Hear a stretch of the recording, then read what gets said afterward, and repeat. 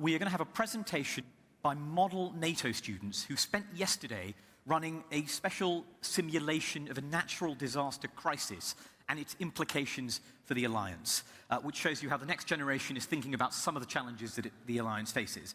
Please welcome to the stage Mark Webber, Professor of International Politics at the University of Birmingham, Capucine Guillet, a student at King's College London, and Vida Koster, a student at the University of Birmingham. Please give them a very warm welcome.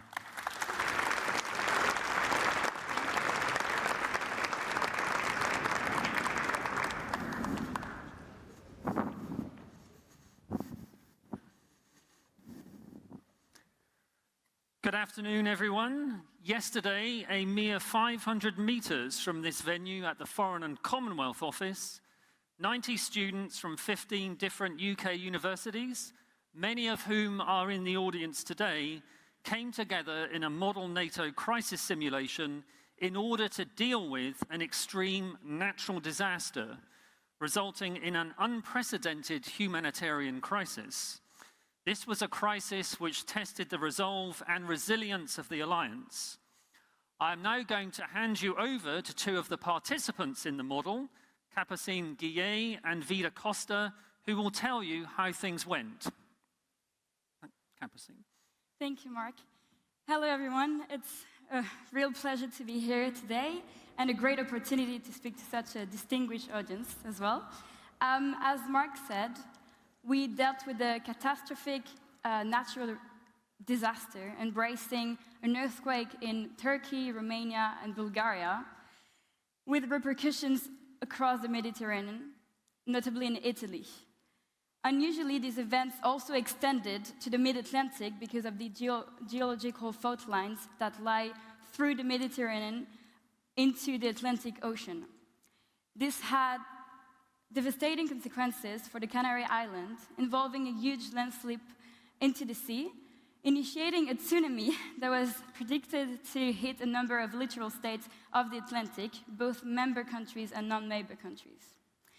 We were aware that NATO has some experience in managing natural disasters, but the scale of the events that we had to deal with was very much beyond NATO's purview.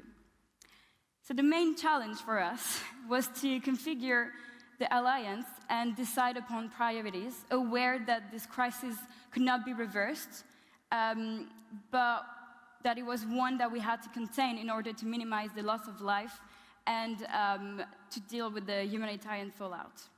In the model, we did this through 3 committees, which replicated those of the Military Committee, the Civil Emergency Planning Committee, and the North Atlantic Council.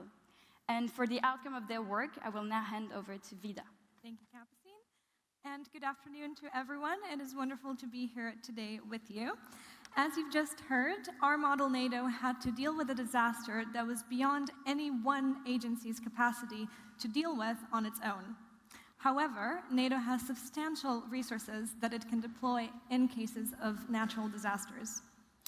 Despite the gravity of the crisis they were facing, I am pleased to say that our 3 committees demonstrated NATO's unwavering commitment to its 3 core tasks: collective defense, cooperative security, and crisis management. Framed by these 3 core tasks, we were able to respond to the immediate crisis points, taking into consideration both the urgent and the long-term consequences for the stability and security of the alliance. Delegates were mindful that amidst this crisis, national interests had to be attended to, but nonetheless, they managed to find common ground and arrive at a consensus. We used all our resources of diplomacy to overcome national differences, as well as to arrive at cooperative arrangements with other international organizations, notably the European Union. So demonstrating the importance of working together in order to ensure we are prepared to overcome any challenges that might come our way in the future. The diplomatic, political, and logistical challenges of dealing with a disaster of such severity and scale was a particularly rewarding learning opportunity. I strongly believe that in order to engage the future generation of political, military, and diplomatic leaders, we need to ensure that young people have the ability to benefit from the sort of learning opportunity we were fortunate enough to experience yesterday. Thank you.